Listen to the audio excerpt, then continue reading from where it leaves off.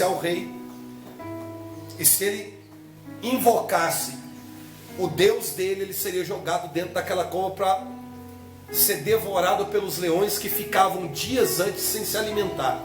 Então a pessoa mal tocaria no fundo de uma cova cheia de leões, ela já era trucidada. Só que a Bíblia diz que Daniel orava como antes, de manhã, de tarde e de noite. E quando viram que Daniel não obedeceu à voz do rei, eles foram até o rei, que era amigo de Daniel, e disseram: Daniel está orando. E o edito foi publicado, que aquele que fosse pego fazendo prece, que não fosse ao rei, seria jogado dentro da cova dos leões. O rei, contrariado, pegou Daniel, mandou jogar dentro da cova dos leões. Aquela noite o rei não comeu nada, porque era amigo de Daniel, sabia que Daniel seria executado pelos leões. Quando foi no outro dia pela manhã, que abriu a tampa da cova, o rei gritou: Daniel, Daniel. E lá do fundo da cova, Daniel vai responder: vida longa ao rei. Os leões não me fizeram mal algum, porque eu era inocente, porque contra ti também, ó rei, não cometi falta alguma. O que aconteceu lá dentro? A palavra diz que Deus enviou um anjo que fechou a boca dos leões. Então Deus visitou Daniel dentro daquela cova, como visitou o profeta Jeremias dentro de uma cisterna, como visitou Ezequiel o conduzindo para uma planície vale de ossos secos, como visitou também o profeta Amós na beira de um rio. Ou seja, Deus sempre visitou o seu povo. Da mesma forma ele visitou a profetisa Débora, que julgava as causas do povo debaixo de uma palmeira, e que por intermédio daquela mulher Israel venceu os seus inimigos. Então, historicamente, Deus sempre visitou o seu povo. Essa visita que Deus fez a Ana e Samuel, que nasceu, fruto da oração que ela fez, é justamente essa resposta de Deus. Só que o que me preocupa nos dias que nós vivemos é que nós não desejamos de fato que Deus nos visite, porque nós temos medo do que pode acontecer. A gente tem medo. Sabe qual é o meu maior desafio como pregador, alguém que prega há 25 anos?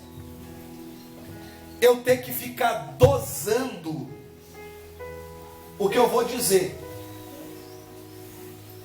Isso é difícil, irmãos. Você tem que... Porque às vezes a gente oferta de acordo com o nível do povo que a gente tem. Se o povo tem pouca disposição, pouca intimidade, pouco interesse, você não consegue ser tão profundo, porque as pessoas não conseguem compreender. É como se as pessoas elas não desejassem de fato. É como alguém que vai ao mar pela primeira vez, mas tem medo de entrar na água. Olha, meu sonho é conhecer o mar. Aí quando vai, só vê. Entrou? Não. O nosso povo hoje ele é assim. Eles gostam de ver, só que fazer parte, experimentar, viver é outra coisa. É outra coisa. Porque falta em nós desejo. Falta em nós desejo dessa relação com Deus. Falta em nós desejo de orarmos e pedirmos a Deus: Senhor, visita-nos. Visita o teu povo, visita a mim nesse dia, nessa tarde. Se revela a mim. Faz como Moisés, dizendo para Deus: Senhor, mostra-me tua glória, mostra-me tua face. Então disse Moisés: olha, eu vou passar.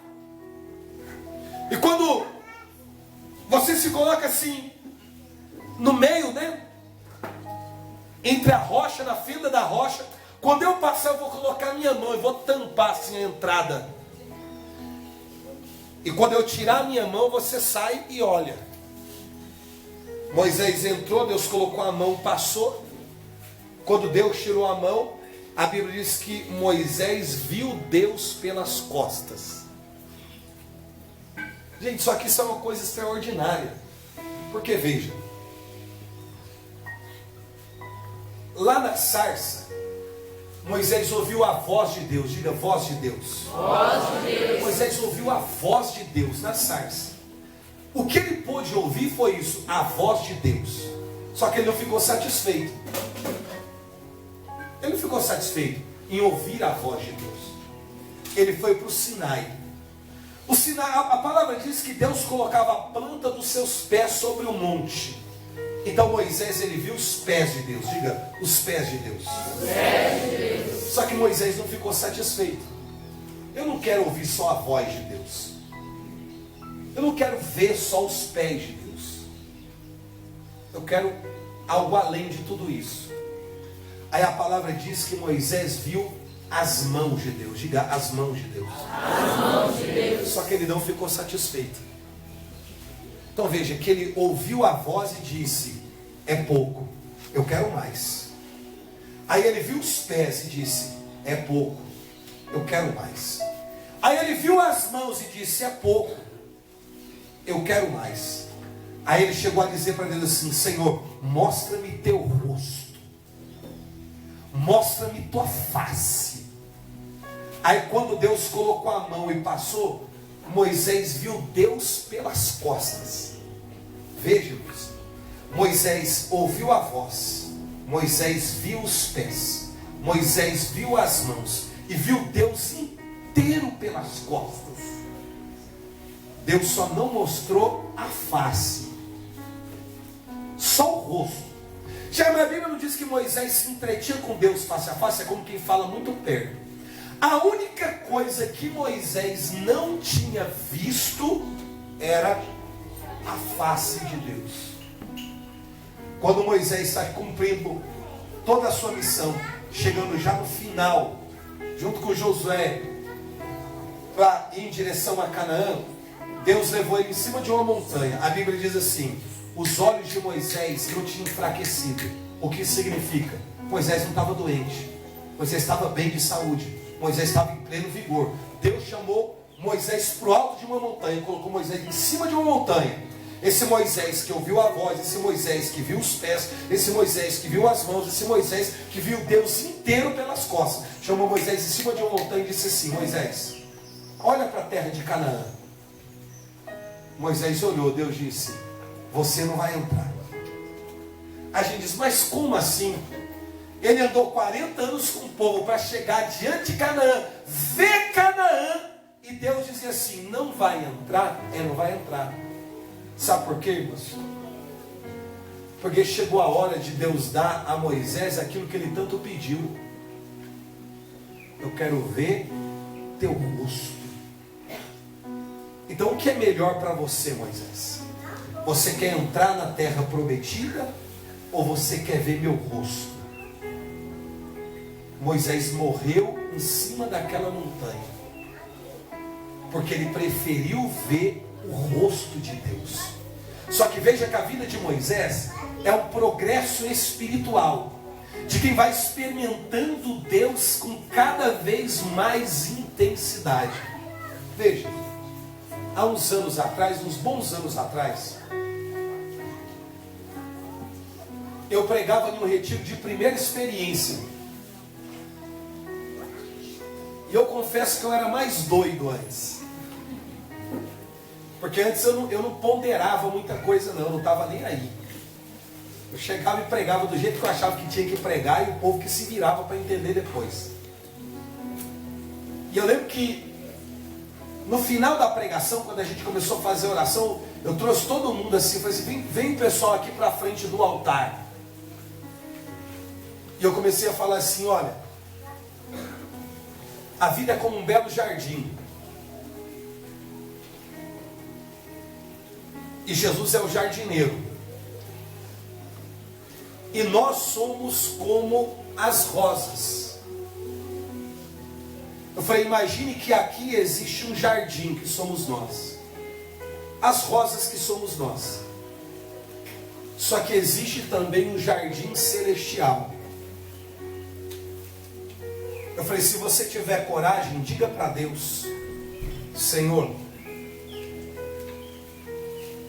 tira hoje uma rosa desse jardim e planta no teu jardim celestial.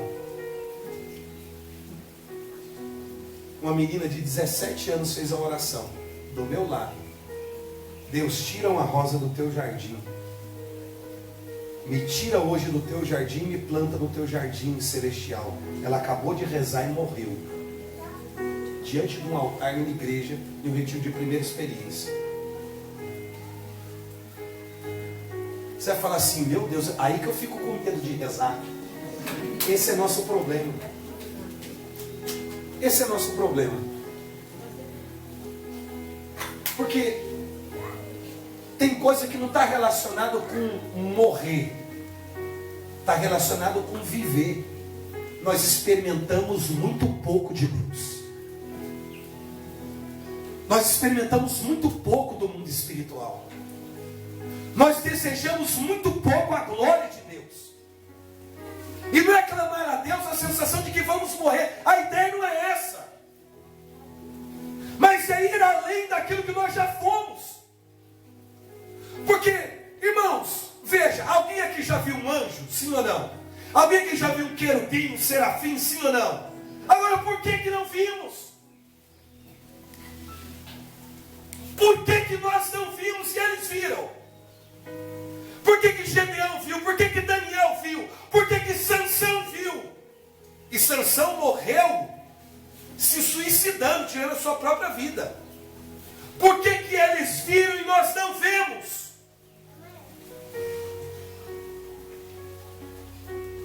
Você já foi arrebatado em espírito? Já foi tirado dessa dimensão e levado ao terceiro céu? Charles, eu não sabia nem que tinha terceiro céu. Mas por que Paulo foi? Charles, mas Paulo é santo, então ele se tornou santo, só que na época ele não era. Por que Paulo foi levado ao terceiro céu e a gente não vai? Por que esses homens viram santos e a gente não vê? Por que Isaías viu querubins e serafins e a gente não vê? Por que quando eles rezavam, eles viam um lugar tremer e a gente não vive essas experiências? Porque nós buscamos Deus de forma rasa.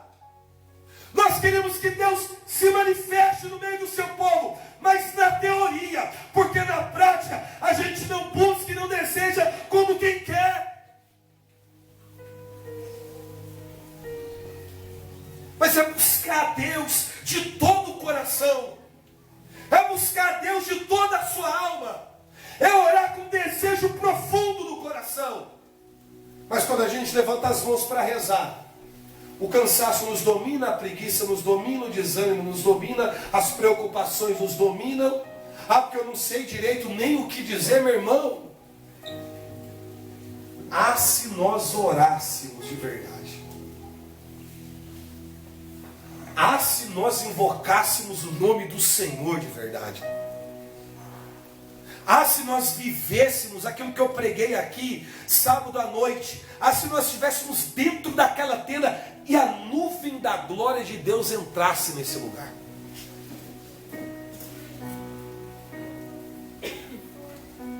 Eu estava pregando numa cidade interior, no sertão, do interior de Minas.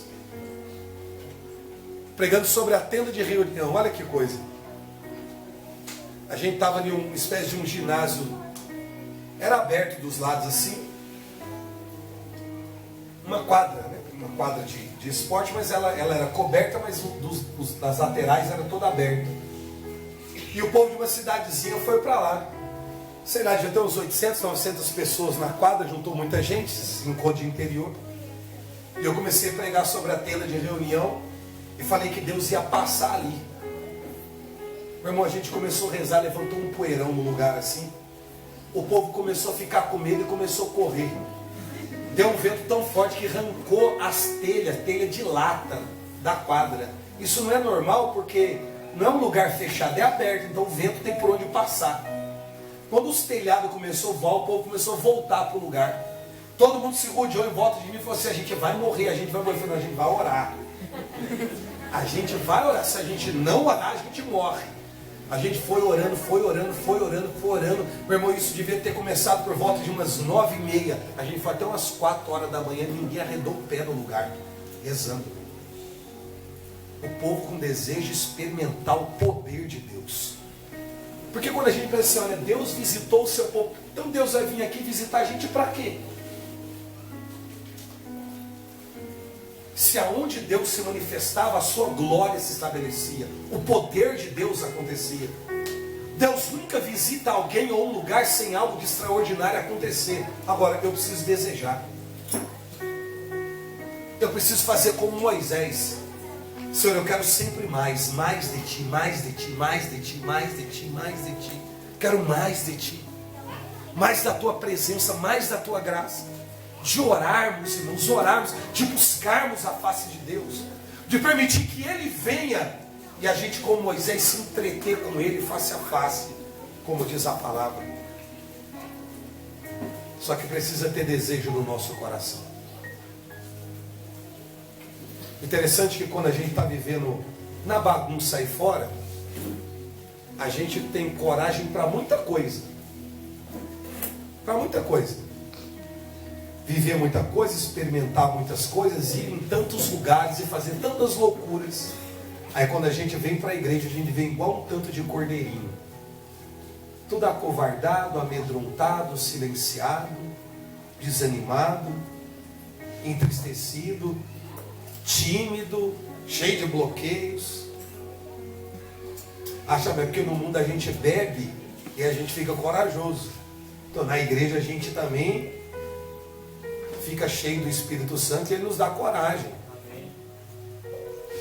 Qual é o problema? A questão é, por que a gente não ora? Irmãos, por que a gente não ora?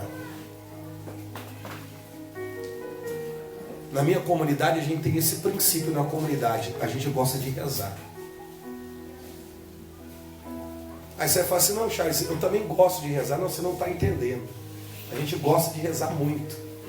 Você fala, não, mas a gente também gosta de rezar. Não, você não está entendendo. Mas é rezar mesmo.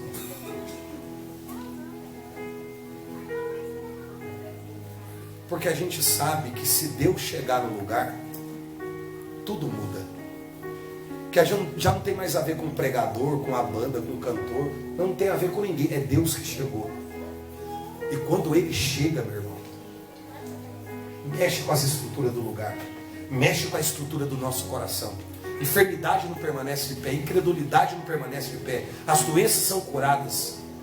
As libertações acontecem porque Deus chegou no ambiente.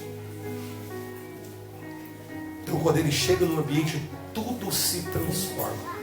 Só que eu preciso desejar. Eu preciso desejar.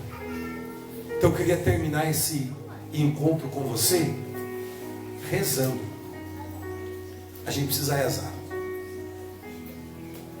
A gente precisa orar. Orar para que Ele nos visite. Para que você sinta a presença dEle. Veja os pés e as mãos dEle. Toque nele e seja tocado por Ele. E permita que Ele faça na sua vida aquilo que Ele quer fazer. Só que você tem que desejar. Fique de pé para a gente rezar.